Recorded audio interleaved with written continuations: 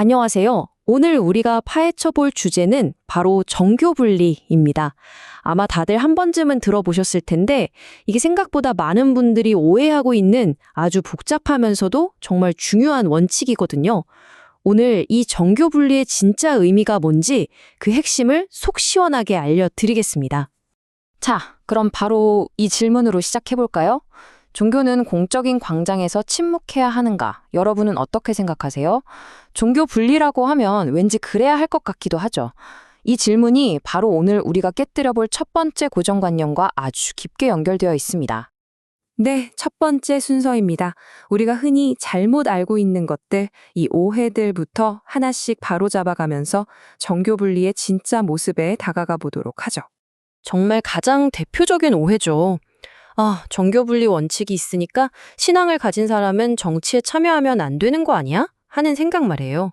이건 완전히 잘못된 생각입니다. 핵심은 바로 개인과 기관을 구분하는 거예요. 신앙을 가진 한 개인이 한 명의 시민으로서 투표를 하거나 또 출마를 하거나 자기 의견을 내는 것, 이건 너무나 당연한 권리입니다. 종교분리 원칙이 진짜 막으려고 하는 건 교회나 사찰 같은 종교 단체가 국가 권력 그 자체가 되려고 하는 시도, 바로 그겁니다. 자, 두 번째 오해로 넘어가 볼까요? 정치나 사회 문제에 대해서 이야기할 때 내 생각의 뿌리가 종교적인 신념에 있다면 그냥 입을 닫고 있어야 한다. 이런 생각인데요. 이것도 역시 아닙니다. 자신의 양심과 신념에 따라서 의견을 내는 건요, 민주사회의 기본 중의 기본, 바로 표현의 자유에 해당합니다.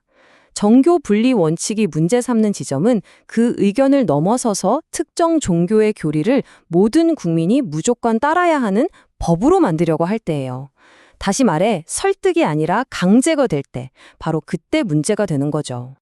자, 오해를 좀 걷어내고 나니 그림이 조금 달라 보이죠? 정교 분리는 단순히 너희들 섞이지 마 이런 뜻이 아닌 것 같습니다. 이제 분리라는 단어의 진짜 의미를 한번 들여다보죠. 이건 서로를 밀어내는 적대적인 담벼락이 아니라 오히려 서로를 지켜주는 보호경계선이라고 보는 게 훨씬 정확합니다. 바로 이겁니다. 이게 핵심이에요. 정교 분리는 국가 권력과 종교 권력이 서로의 영역을 침범하지 못하게 막는 겁니다. 왜? 그 목적이 바로 국가와 종교 양쪽 모두를 보호하기 위해서거든요. 어느 한쪽을 억압하거나 없애기 위한 게 절대 아니라는 거죠. 이 표를 보시면 그 차이가 아주 명확하게 보일 겁니다. 국가는요, 법이라는 권위를 가지고 있고 강제력이라는 도구를 사용합니다. 세금을 안 내면 강제로 걷어갈 수 있죠. 하지만 종교는 어떻습니까? 양심에 호소하고 신앙과 설득이라는 도구를 씁니다. 사용하는 도구도 권위의 기반도 완전히 다르기 때문에 이 둘의 역할은 명확하게 구분되어야 한다는 거죠. 결국 정교 분리의 최종 목표는 신앙을 이 사회에서 몰아내려는 게 아닙니다. 그 반대예요. 국가가 종교를 자기 입맛대로 이용하거나 거꾸로 종교가 국가 권력을 탐내서 타락하는 것. 바로 이 최악의 상황을 막기 위한 아주 중요한 안전장치인 셈입니다. 그럼 이 보호 경계선이 구체적으로 도대체 무엇을 또 어떻게 지켜준다는 걸까요? 정교분리라는 원칙이 존재하는 세 가지 핵심적인 이유, 그 기둥들을 하나씩 살펴보겠습니다. 바로 이 세 가지가 정교분리의 존재 이유입니다. 첫째, 국가가 특정 종교를 믿으라고 강요하거나 차별하지 못하게 해서 모든 사람의 종교의 자유를 지켜주죠. 믿을 자유뿐만 아니라 믿지 않을 자유까지도요. 둘째, 국가는 종교에 대해 중립을 지킴으로써 모든 시민을 공평하게 대할 수 있게 됩니다. 그리고 마지막으로 어쩌면 이게 가장 중요할 수도 있는데 종교가 정치 권력의 도구가 되어서 그 순수성을 잃어버리지 않도록 보호하는 역할을 합니다. 이 원칙은 그냥 똑똑한 학자들이 책상에 앉아서 만들어낸 아이디어가 아닙니다. 인류가 정말 뼈아픈 대가를 치르면서 얻어낸 역사적인 교훈의 결과물이죠. 그 역사를 잠깐만 돌아보겠습니다. 이 흐름을 한번 보세요.